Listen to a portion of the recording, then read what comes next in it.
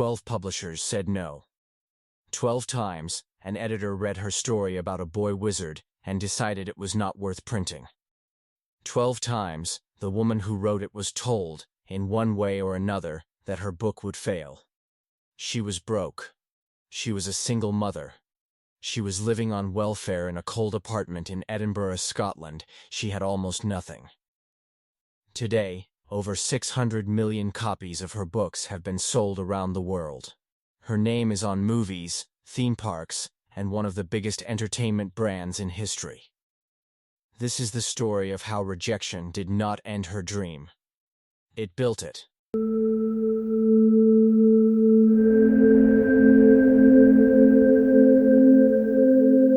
Here is the question this story will answer. How does a person go from 12 rejections, no money, and no confidence in her own future, to creating the most famous fantasy world of the last 100 years? It was not luck. It was not one lucky break. By the end of this story, you will understand exactly what she did differently and why rejection did not stop her, but shaped her. Let's go back to the beginning. Joanne Rowling was born in 1965 in Yate, England, near Bristol. From a very young age, she loved to write. She was not a loud child. She was quiet, thoughtful, and often more comfortable inside her own imagination than in a crowded room. When she was 6 years old, she wrote her first story. It was about a rabbit with measles, a common childhood illness. Even then, she was building characters and worlds on paper. As a teenager, she read constantly. She loved fantasy novels and stories full of adventure and magic. She dreamed, even then, of becoming a writer one day. But dreaming of being a writer and actually becoming one are two very different things. And her path there would not be simple. In 1990, Rowling was on a train. It was delayed for 4 hours between Manchester and London, England. She had no pen. She had no paper. She simply sat and thought. And in that moment, an idea appeared in her mind, almost fully formed. A boy who does not know he is a wizard, discovers a hidden magical world, and attends a school of magic. She later described the idea as arriving all at once, like a movie playing in her head. By the time the train reached London, she knew she had something special. She just did not yet know how hard it would be to bring it into the world. That same year, her mother died after a long illness. Rowling was devastated, extremely sad and shaken. This loss would later shape the emotional heart of her books, especially the theme of loss that appears again and again in Harry Potter's story. Grief, a deep sadness, caused by losing someone you love. Rowling carried this grief with her as she began to write. And it changed the story she was building. For the next several years, Rowling's life did not look like the beginning of a legend. She moved to Portugal to teach English. She married. She had a daughter named Jessica. Then her marriage ended and she moved back to the United Kingdom, this time to Edinburgh, Scotland, with almost nothing. She was now a single mother. She had very little money. She relied on government welfare payments just to survive. Picture that moment. A young mother, alone, caring for a small child, with a half-finished manuscript in her bag and no idea if it would ever matter to anyone but her. Many people, in that situation, would have given up on the story. Rowling did not. To save money on heating her apartment, Rowling would walk to local cafes in Edinburgh. She would order one coffee, and she would write for hours. Her daughter, still a baby, often slept beside her in a stroller while she worked. One cafe in particular, called the Elephant House, became especially connected to her story.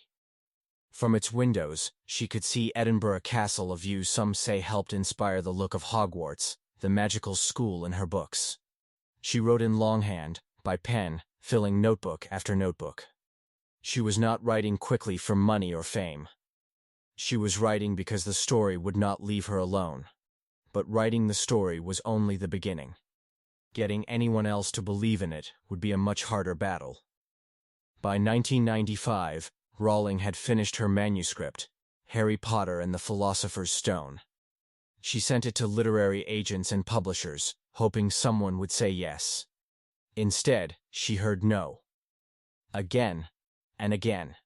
Manuscript of finished, unpublished piece of writing, usually a book, sent to publishers for consideration.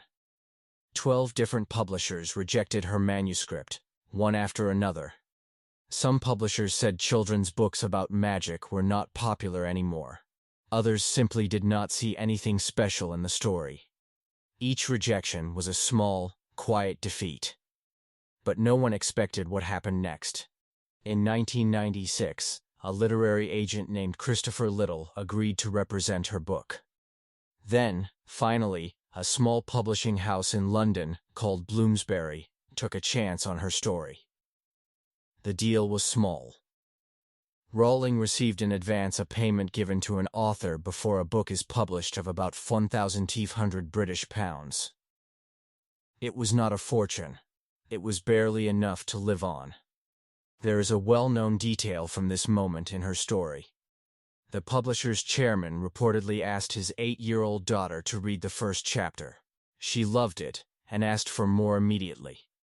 That reaction reportedly helped convince the publisher to move forward. Bloomsbury also made an unusual suggestion. They worried that young boys might not want to read a book written by a woman. So they asked her to use initials instead of her full first name. Joanne did not have a middle name, so she borrowed one from her grandmother, Kathleen. This is how Joanne Rowling became J.K. Rowling, the name that would soon be known around the entire world. Harry Potter and the Philosopher's Stone was published in June 1997. Rowling was 31 years old. She had gone from welfare payments to holding her published book in her hands. But even she could not have predicted what was coming next. The first book sold well in the United Kingdom. Then it was published in the United States under a different title, Harry Potter and the Sorcerer's Stone. Word spread. Children told other children. Parents started reading it too. Soon, it was not just a children's book, it was a cultural phenomenon. An event or situation that is remarkable, unusual, and widely noticed by many people. Harry Potter quickly became a phenomenon unlike anything publishing had seen in decades. Rowling wrote 6 more books in the series, releasing one roughly every year or two, ending with Harry Potter and the Deathly Hallows in 2007. Bookstores held midnight release parties. Children who rarely read for fun were suddenly staying up all night, finishing 600-page novels. The books were translated into over 80 languages. They inspired 8 blockbuster films, theme parks, stage plays, and a devoted global fan base that continues today. The woman who once could not afford heating in her apartment had created one of the best-selling book series in human history. So let's return to our central question. How did 12 rejections turn into hundreds of millions of book sales? The answer is not that rejection didn't hurt her. It clearly did. But Rowling has said publicly that failure taught her something success never could. It forced her to focus only on the work that truly mattered to her, because she had nothing left to lose. She continued writing not because she was certain of success, but because the story mattered more to her than the fear of another no. Her legacy, the lasting impact a person leaves behind, remembered long after their major achievements, is not only the Harry Potter series itself. It's the proof that persistence, not immediate approval, is often what separates a finished dream from an abandoned one.